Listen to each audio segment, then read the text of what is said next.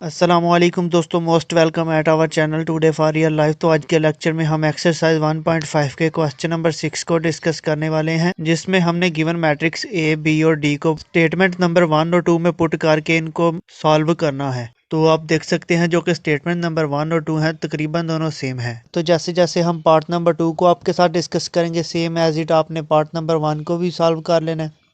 तो part number 1 as a home practice आपने खुद करना है, पार्ट नंबर 2 आपके साथ डिस्कस कर लेते हैं। तो दोस्तों, हमें जो स्टेटमेंट नंबर 2 की लेफ्ट हैंड साइड गिवन है वो है हमारे पास डी ए होल इनवर्स, यानी कि ये जो हमारे पास लेफ्ट हैंड साइड में डी ए होल इनवर्स आ रहा है, इसमें जो वैल्यूज क्लोज ब्रैकेट्स में है इनको हम पहले सॉल्व करेंगे और इनको सॉल्व करके बाद में हम इनका इनवर्स ले लेंगे, क्योंकि क्लोज ब्रैकेट्स के बाहर -1 यानी कि पूरी वैल्यू का इनवर्स हो रहा है। तो पहले हम डी और ए को मल्टीप्लाई कर लेते हैं।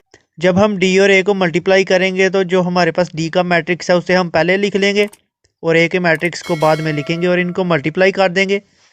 मल्टीप्लिकेशन में बेसिकली हमने फर्स्ट मैट्रिक्स की फर्स्ट रो जो हमें गिवन है 3 और 1, इसको सेकंड मैट्रिक्स के फर्स्ट कॉलम से पहले मल्टीप्लाई करना है, यानी कि 4 और -1 से। तो हमारे पास ये वाली वैल्यूज आ जाएंगी।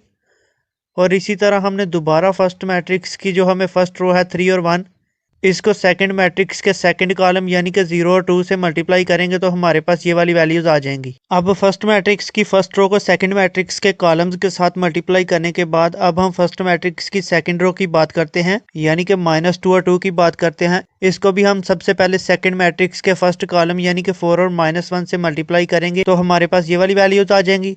और इसी तरह हम दोबारा फर्स्ट मैट्रिक्स की सेकंड रो जो कि हमें -2 और 2 की फॉर्म में गिवन है, इसको सेकंड मैट्रिक्स के सेकंड कॉलम यानी कि 0 और 2 से भी मल्टीप्लाई करेंगे तो हमारे पास ये वाली वैल्यूज आ जाएंगी। अब डी और ए को मल्टीप्लाई करने के बाद हमारे पास ये वाली वैल्यूज आ गई हैं। यहाँ पे जो वैल्यूज क्लोज ब्रैकेट्स में है और आपस में मल्टीप्लाई हो रही हैं, इनको हम मल्टीप्लाई कर लेते हैं तो हमारे पास डी ए की वैल्यूज ये वाली आ जाएंगी। यहाँ पे आप देख लें वैल्यूज के दरमियान में या तो आ रहा है प्लस या माइनस आ रहा है, तो इनको हम मजीद प्लस माइनस करेंगे तो डी ए हमारे पास एक मैट्रिक्स की फॉर्म में आ जाएगा, यानी कि इस फॉर्म में आ जाएगा। दोस्तों, अब हमने जो डी ए फाइंड किया उसका हमने बेसिकली इन्वर्स लेना है। तो जब हम डी ए का इन्वर्स लेंगे तो वो इक्वल होगा एडजॉइंट ऑफ डी ए और डिवाइड में आ जाएगा डिटर्मिनेंट ऑफ डी ए। तो अब हम सबसे पहले डी ए का एडजॉइंट फाइंड अप कर लेते हैं। तो बेसिकली जो हमारे पास डी ए है उसकी फर्स्ट रो की फर्स्ट एंट्री यानी कि 11 और सेकंड रो की सेकंड एंट्री यानी कि 4, इन दोनों की हमने जगह रिप्लेस कर देनी, यानी कि जहाँ पे 11 है वहाँ 4 आ जाएगा और जहाँ पे हमारे पास 4 है वहाँ 11 आ जाएगा। और जो हमारे पास बाकी वैल्यूज हैं इन दोनों के हमने साइन चेंज कर देने हैं, यानी कि जहाँ पे 2 है वहाँ -2 आ जाएगा और जहाँ पे हमारे पास -10 है वहाँ पे 10 आ जाएगा। अब हमारे पास डी ए का जो मैट्रिक्स है उसका हम डिटर्मिनेंट फाइंड अप कर लेते हैं। तो डिटर्मिनेंट फाइंड अप करने के लिए बेसिकली हमने डी ए की दोनों साइड पे स्ट्रेट लाइन लगा लेनी है और इसी तरह जो हमारे पास डी ए का मैट्रिक्स है उसकी ब्रैकेट्स को हमने रिमूव करके वहाँ भी स्ट्रेट लाइन लगा लेनी है। नेक्स्ट हमने फर्स्ट रो की फर्स्ट एंट्री यानी कि 11 को सेकंड रो की सेकंड एंट्री यानी कि 4 के साथ मल्टीप्लाई करना है, तो ये हमारे पास आ जाएगा 11 क्रॉस 4। नेक्स्ट हमने माइनस लिखना है और माइनस लिखने के बाद जो बाकी वैल्यूज रह गई हैं यानी कि 2 और -10 को मल्टीप्लाई करना है, तो ये आ जाएगा 2 क्रॉस -10। अब हम नेक्स्ट 11 क्रॉस 4 करेंगे तो ये 44 आ जाएगा और इसी तरह 2 क्रॉस -10 करेंगे तो ये -20 आएगा, जिसको ब्रैकेट से बाहर वाले माइनस से मल्टीप्लाई करेंगे तो ये +20 आ जाएगा। तो डिटर्मिनेंट ऑफ डी ए का जो हमारे पास आंसर आ जाएगा वो आ जाएगा 64। तो अब हमने जो adjoint of D A find किया उसको हम बटे के ऊपर रखेंगे और जो हमने determinant of D A find किया उसको हम बटे के नीचे रखेंगे और इसको सॉल्व करेंगे। और जो हमारे पास बटे के नीचे 64 आ रहा है, अगर हम इसको मैट्रिक्स से अलग करके लिखें तो ये आ जाएगा 1/64 और साथ में मैट्रिक्स आ जाएगा। अब जो 1/64 आ रहा है उसको मैट्रिक्स की हर एंट्री के साथ मल्टीप्लाई करेंगे तो हमारे पास ये वाली वैल्यूज आ जाएंगी, जिनको हम मजीद मल्टीप्लाई डिवाइड करेंगे तो हमारे पास डी ए होल इनवर्स की वैल्यूज ये वाली आ जाएंगी। ये जो हमारे पास आंसर आया ये हमारे पास स्टेटमेंट नंबर 2 की लेफ्ट हैंड साइड आई है। अब हम राइट हैंड साइड को प्रूव कर लेते हैं। दोस्तों, जो स्टेटमेंट नंबर 2 है उसकी जो राइट हैंड साइड है वो है A inverse and D inverse, यानी कि पहले हमने ए इनवर्स फाइंड करना है, बाद में हमने डी इनवर्स फाइंड करना है और लास्ट पे जो हमारे पास ए इनवर्स का मैट्रिक्स आएगा उसको हम पहले रखेंगे और डी इनवर्स का जो मैट्रिक्स आएगा उसको बाद में रखेंगे और इन दोनों को मल्टीप्लाई कर देंगे। तो सबसे पहले हम राइट हैंड साइड में ए इनवर्स को फाइंड अप कर लेते हैं। तो बेसिकली ए इनवर्स का फार्मूला है एडजॉइंट ऑफ ए और डिवाइड में मॉड ऑफ ए। तो जैसे हमने डी ए का एडजॉइंट फाइंड किया था इसी तरह हम मैट्रिक्स ए का एडजॉइंट फाइंड अप कर लेते हैं। तो एडजॉइंट ऑफ ए आ जाएगा 2, 0, 1 एंड 4। अब हम दोबारा मैट्रिक्स ए को सिलेक्ट करेंगे और इसका डिटर्मिनेंट फाइंड अप करेंगे तो ये आ जाएगा 8।